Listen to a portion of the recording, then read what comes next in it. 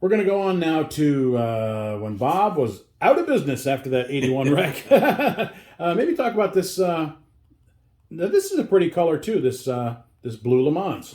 That would be what? The graphic at the bottom says 1981. Right. This was after the wreck at Daytona. So after the wreck at Daytona, I mean, I had nothing. The car was junk. Everything on it was junk. So I'm sitting at home with a broken wrist and burns and a broken sternum and a whole bunch of stuff. So anyway, Tom Pistone called me up and asked me what I was going to do and this, that, and the other thing, because I had been talking to Tom before about, we were thinking about doing a different car, stuff like that. And anyway, the car we wrecked at Daytona, I bought from DK Ulrich. Okay. And that's why it was blue and purple and red too, because it was a Woody Fisher car. Oh, okay. Remember Woody Fisher Yes. ran ARCA and stuff. So yep. Petty Dodges and things like that. Yep. When this was their Grand National, sportsman car that I had bought from them. So anyway, I bought that car. So then Tom called me up and he said, "Hey, what are you doing?" I said, "I didn't know. We weren't sure where we were going to be." So I had made fun of Billy Harvey in Daytona because we were parked next to each other about the Roadrunner that he had on the hood of that car, because he had run that car at the ARCA race in Daytona. And so it's really kind of a weird story because I made fun of him. I didn't really know Billy Harvey. It was before all the other stuff, This is Bob Schacht coming out. Yeah. So we were making fun of him about the Roadrunner. Well, the next morning we come back to the racetrack and he's got a bird, a Roadrunner in a cage sitting on the hood of the car, So we kind of became friends and stuff and talked and that. So anyway, Tom called me up and he says, "Well, Billy Harvey's got this car he wants to sell and this, that, and the other thing." So I'm like, "All right." I said, "But Tom, I don't have no money." After that extravaganza in Daytona, I said, "I don't have the money, So he says, "Well, don't worry about it." He says, "Just here's Billy Harvey's number. You call him and stuff." So I call up Billy. We're talking and stuff, and I told him, I said, "Listen, I ain't gonna BS you." I said, "I'd really like to buy the car." I said, "But I don't have the money." He says, "Don't worry about it." He says, "Just pay me." I'm like, "Okay."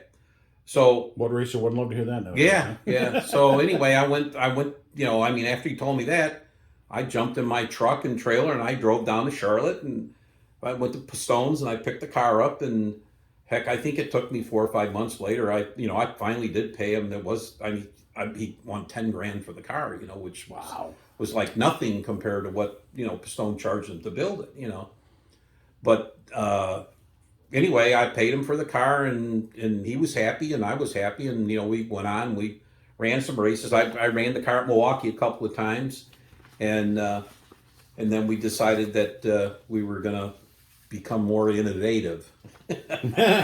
Well, the next car on the screen here, that the orange and the black one. Yep. The test tube car. That is not the same car? No, it's the same car. Same car. Okay. So what we did was Tom and I decided that we were gonna work, ARCA had rules and, that you can only have a certain air dam in front of the car, certain width and this, that, and the other thing.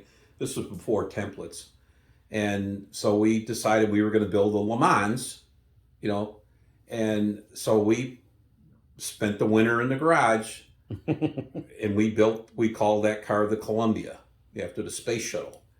And we didn't need no air dam on the front because the front bumper was only 3 inches off the ground. So I added 6 inches to the nose, and then I went to the back of the car and I split the quarter panels, horizontally, and I raised the back of the car up, to get spoiler up in the air, and then we closed up the windows. And like I say, it was, Tom and I, and not just Tom. I mean, there were other people, Dennis Marcel and helped us, and Wayne Greider was helping us then, and Joe Garcia and some of them guys, my cousin Richie and stuff. So they all had a part in helping us. You know, they couldn't spend the time that Tom and I did in the garage, and there it is. You know, that's the Columbia. Well, we went to the first IRA race there at Ileana, and I mean, Tom and I had no idea that the car would be as fast as it was. It was just unbelievable how good that car was.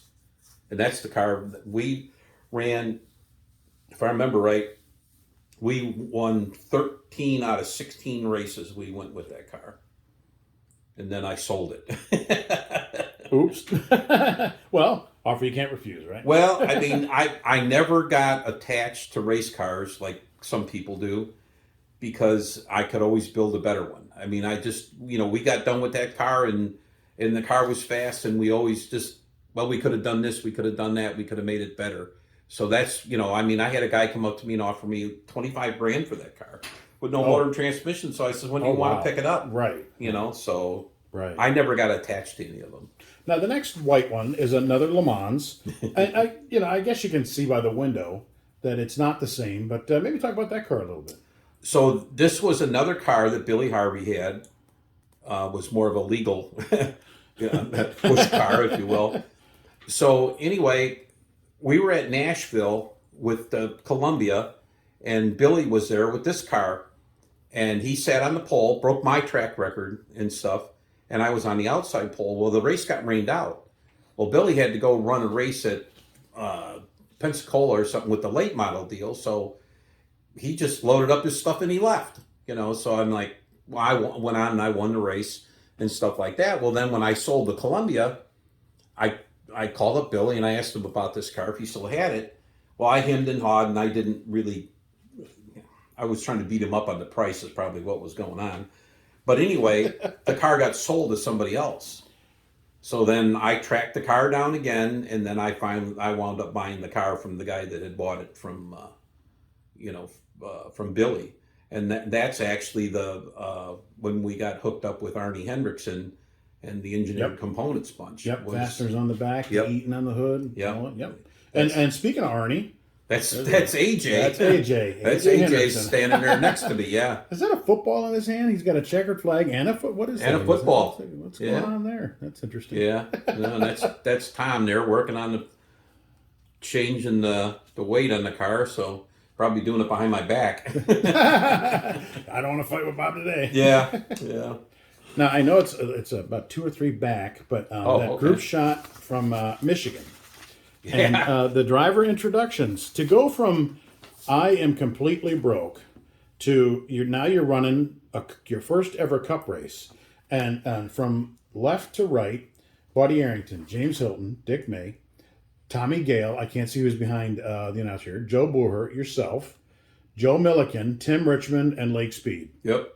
And here you are. And Bob's standing there scared to death. Maybe talk about that race a little bit. Well, that was 1981 also, you know. So then we got hooked up with Sed Kotowitz and Test Tube. And, so he had actually, Sal Tavello was driving for him first.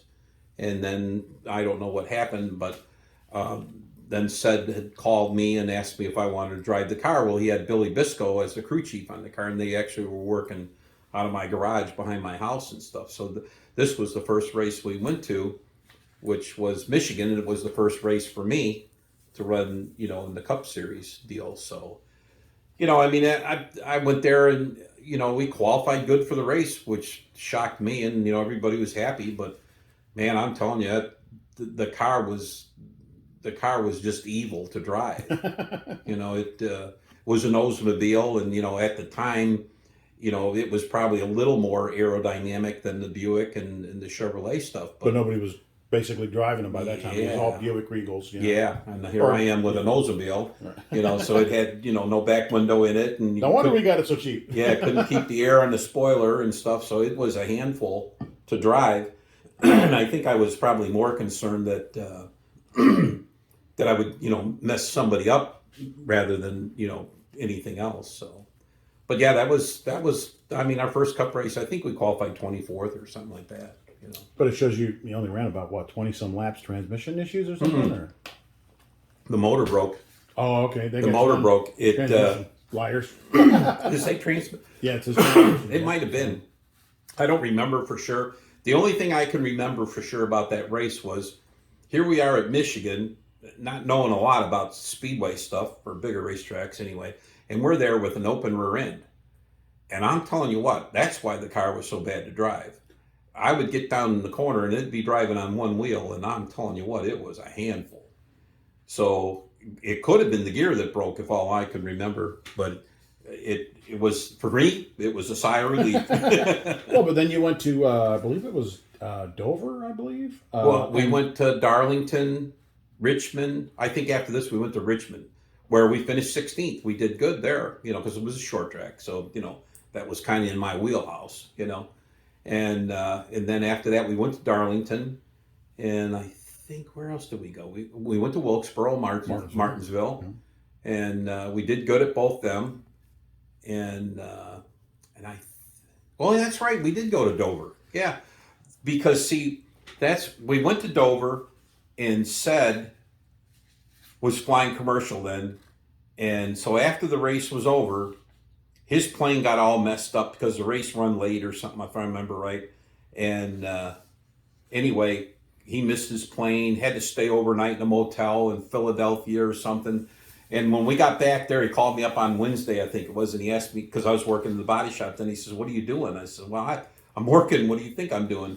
He goes, "Well, meet me over at DuPage Airport." And I'm like, "For what?" He goes, "We're going to buy an airplane. I ain't never going to get stuck in an airport again." So we had a full-time pilot, and we had a pressurized, I think it was a Cessna 340.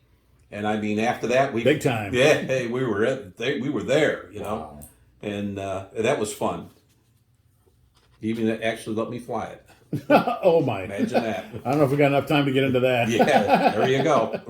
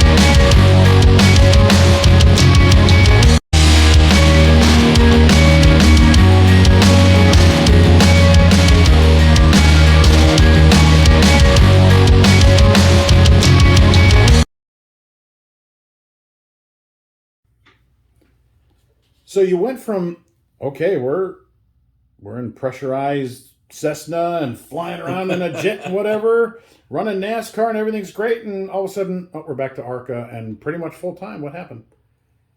I think I went and talked to Said, and we decided that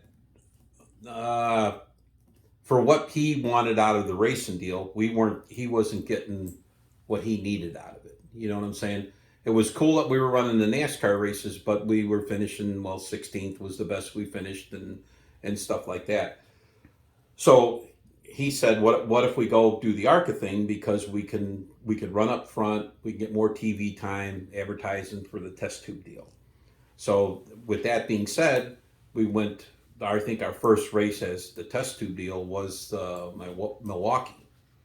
And we went there, and that was with the Columbia, and man, we were just bad fast. I mean, we beat AJ, Bobby Allison, Joe. We were fast.